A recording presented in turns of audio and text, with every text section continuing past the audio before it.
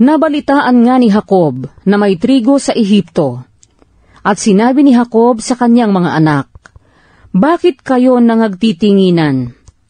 At kanyang sinabi, "Narito, aking narinig na may trigo sa Ehipto.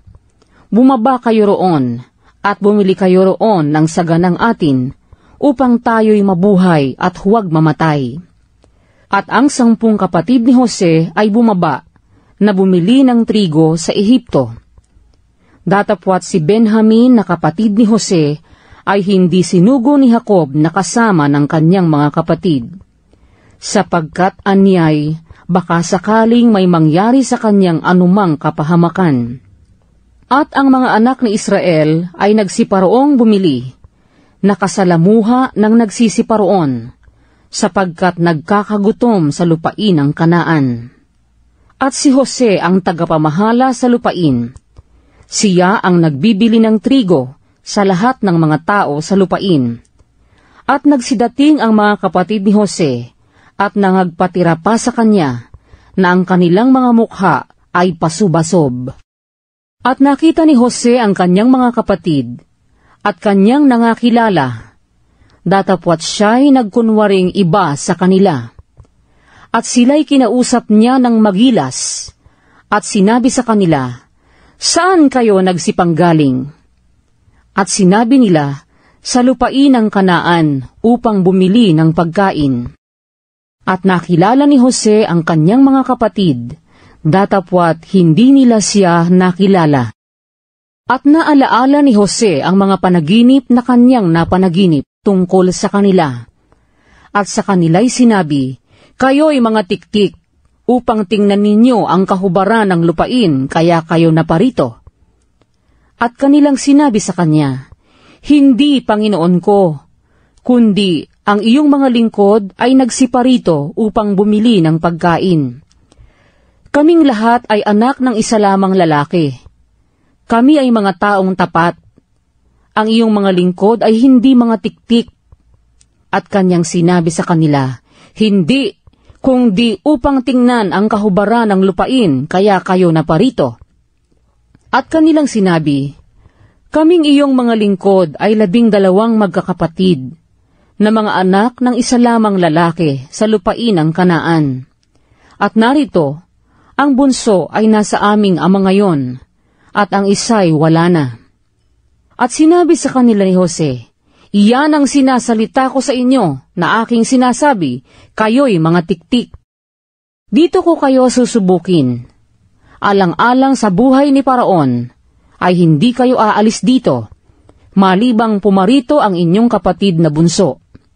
Suguin ninyo ang isa sa inyo, na dalhin dito ang inyong kapatid, at kayo'y mga bibilanggo, upang masubok ang inyong mga salita kung may katotohanan sa inyo.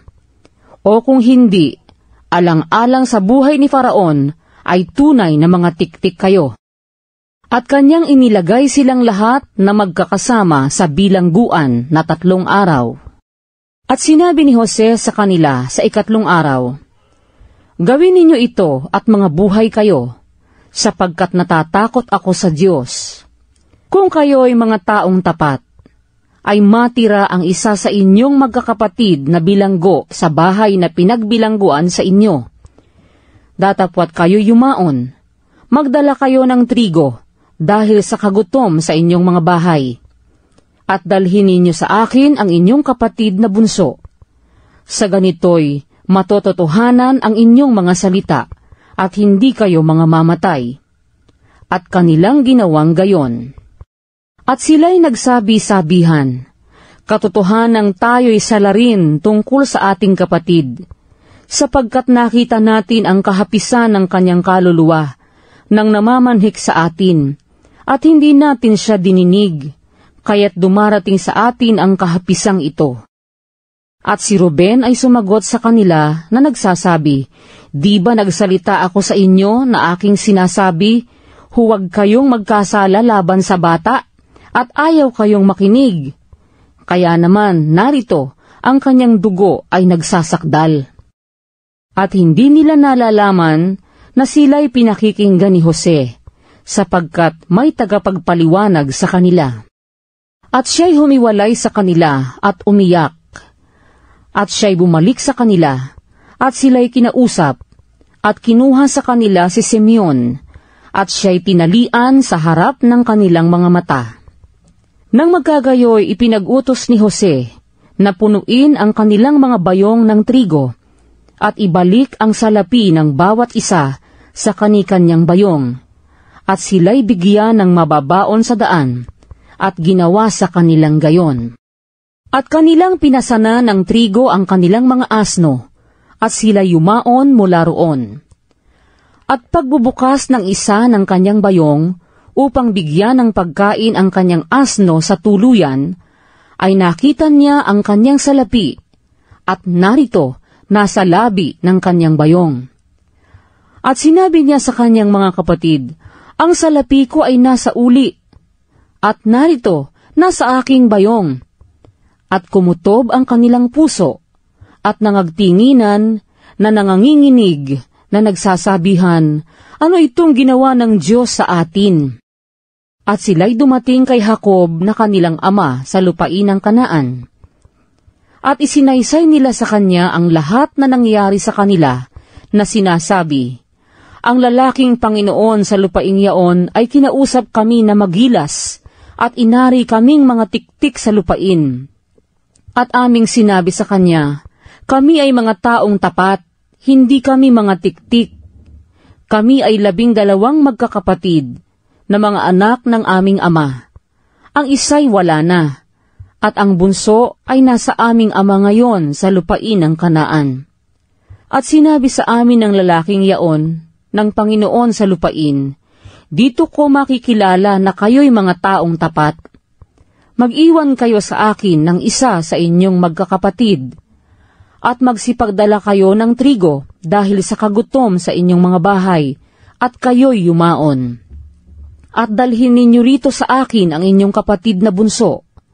Kung gayo'y makikilala ko na kayo'y hindi mga tiktik, kundi kayo'y mga taong tapat. Sa ganito'y isasauli ko sa inyo ang inyong kapatid, at kayo'y mangangalakal sa lupain. At nangyari, na pag-aalis ng laman ng kanilang mga bayong, na narito, sa bayong ng bawat isa, ay nakalagay ang balot ng kani-kanyang salapi. At nang makita nila, at ng kanilang ama ang kanilang mga balot ng salapi, ay nangatakot. At sinabi sa kanila ng kanilang amang si Jacob, inalis na ninyo sa akin ang aking mga anak. Si Jose ay wala, at si Simeon ay wala, at aalisin pa ninyo si Benjamin. Lahat ng bagay na ito ay laban sa akin. At nagsalita si Ruben sa kanyang ama, na sinasabi, ipapatay mo ang aking 2 anak, kung siya'y hindi ko dalhin sa iyo. Ibigay mo sa aking kamay, at siya'y aking ibabalik sa iyo. At kanyang sinabi, hindi yayaon ang aking anak na kasama ninyo, sapagkat ang kanyang kapatid ay patay na, at siya lamang ang natitira. Kung mangyari sa kanya ang anumang kapahamakan sa daan na inyong paroroonan, ay pabababain nga ninyo ang aking mga uban sa siyol na may kapanglawan.